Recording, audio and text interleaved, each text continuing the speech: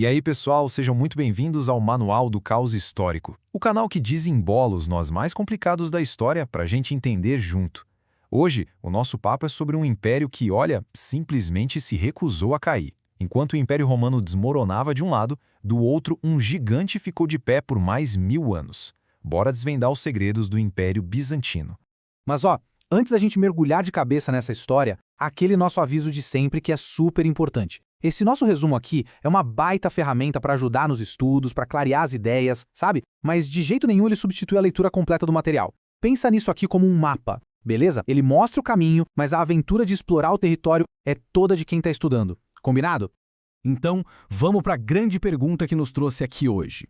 Pensa na cena. Ano 476. O Império Romano do Ocidente, aquele que a gente mais ouve falar, ruiu, acabou. Mas e o outro lado? No Oriente, uma chama continuou queimando forte. Uma chama que não só sobreviveu, como virou um farol de poder, cultura e muita, mas muita riqueza. A pergunta é como? Como é que essa metade oriental, que a gente hoje chama de Império Bizantino, aguentou firme por mais um milênio? É esse o mistério que a gente vai resolver. Para nossa jornada fazer sentido, eu preparei esse roteiro aqui.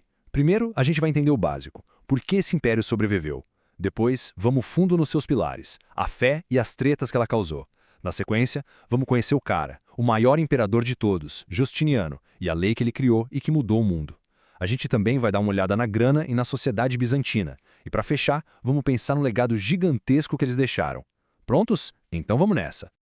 Ok, vamos começar do começo. Para a gente entender como essa estrutura durou tanto, a gente precisa olhar para o seu alicerce. O que fez de Bizâncio essa fortaleza enquanto o resto do mundo romano virava pó? A resposta, em grande parte, está na sua capital.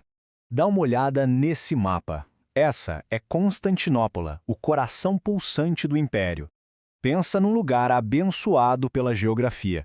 Construída numa península, era quase uma fortaleza natural, com água por 3 lados e muralhas gigantescas no quarto. Mas o pulo do gato não era só a defesa. A cidade era, literalmente, o cruzamento do mundo conhecido. O ponto-chave aqui é o seguinte: a cidade conectava a Europa com a Ásia. Era o pedágio obrigatório. Controlava as rotas do Mar Negro para o Mediterrâneo. Todo o comércio chique da época, seda, especiarias, artigos de luxo, passava por lá. E isso gerava uma fortuna absurda. Uma grana que pagava exércitos, funcionários e obras incríveis. Enquanto o Ocidente estava se quebrando em 1000 pedaços, Constantinopla virava o centro econômico e cultural do planeta. Um caldeirão onde a herança greco-romana se misturava com as novidades do Oriente. Agora, vamos falar de uma coisa que estava no DNA de Bizâncio, a religião. O cristianismo ali não era só uma crença, era a argamassa que mantinha o Império unido. Mas como toda força muito poderosa, também foi a origem de conflitos gigantescos. Para sacar Bizâncio, tem que entender esse conceito aqui. Cesaropapismo. É um nome complicado para uma ideia simples. Lá, diferente do Ocidente, onde o Papa e os reis viviam brigando pelo poder, em Constantinopla era tudo junto e misturado. O imperador era o chefe do Estado e também o chefe da Igreja. Ele era o César e o Papa ao mesmo tempo. Era visto como um representante de Deus na Terra, o que dava para ele uma autoridade que era, assim, quase divina. Essa união foi essencial para manter o império coeso. Só que essa fé toda centralizada também gerou crises monumentais. A tal da controvérsia iconoclasta, por exemplo, foi basicamente uma guerra civil-religiosa que durou mais de 100 anos. Imagina só o caos, gente destruindo obras de artes sagradas, monges sendo perseguidos, tudo por causa de uma briga sobre adorar ou não imagens. E o conflito mais famoso, o Grande Cisma de 1054, foi o divórcio definitivo. O Papa em Roma e o Patriarca em Constantinopla simplesmente excomungaram um ao outro. Foi aí que nasceram a Igreja Católica e a Igreja Ortodoxa, uma separação que existe até hoje. Se Bizâncio teve um auge, um momento em que sonhou em trazer de volta toda a glória de Roma, esse momento tem nome e sobrenome: Justiniano. Ele foi imperador no século VI e a sua ambição, meus amigos, não tinha limite.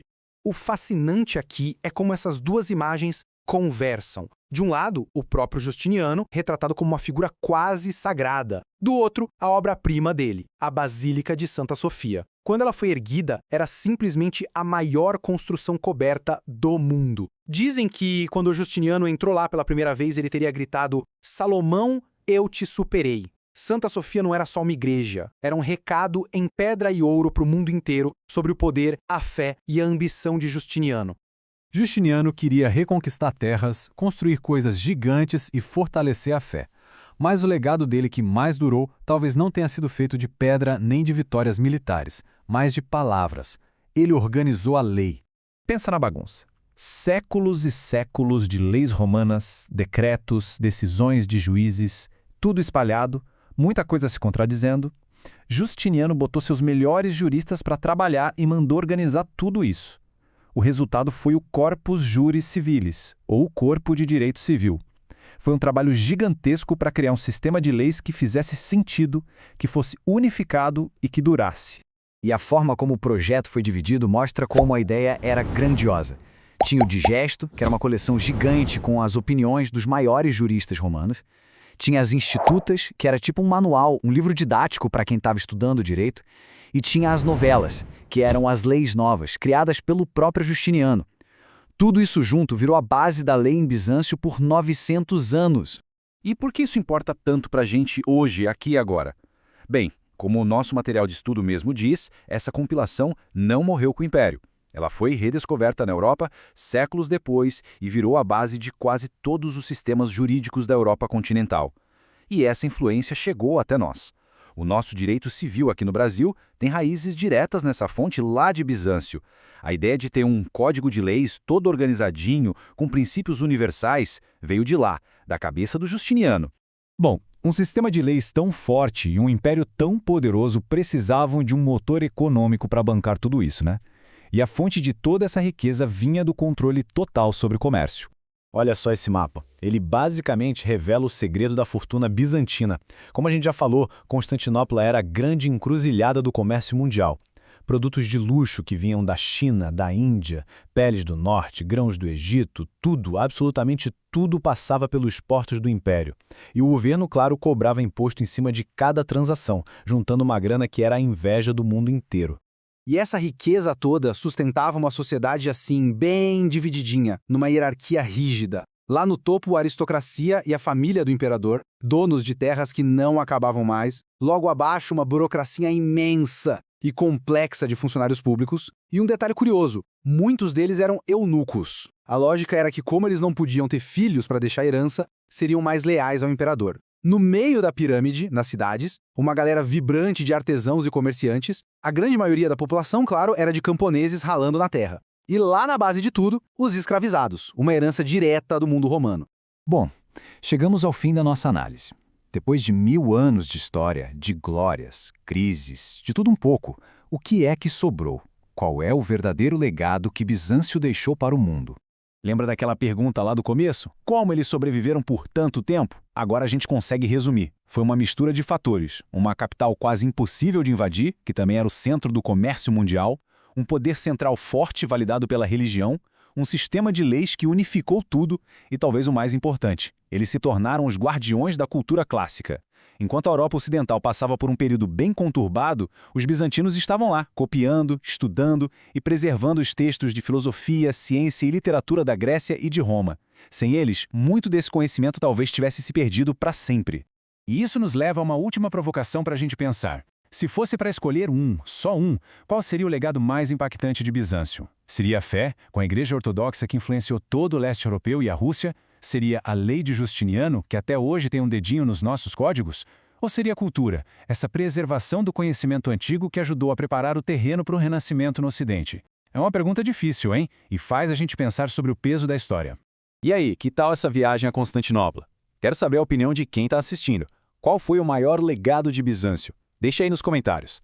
E aproveita para sugerir qual o próximo caos histórico que a gente deveria organizar por aqui. As ideias de vocês são nosso combustível. E claro, não esquece de seguir o canal para não perder os próximos resumos. Pessoal, muito obrigado pela companhia. Foi um prazer explorar esse império incrível. A gente se vê na próxima bagunça histórica. Até mais!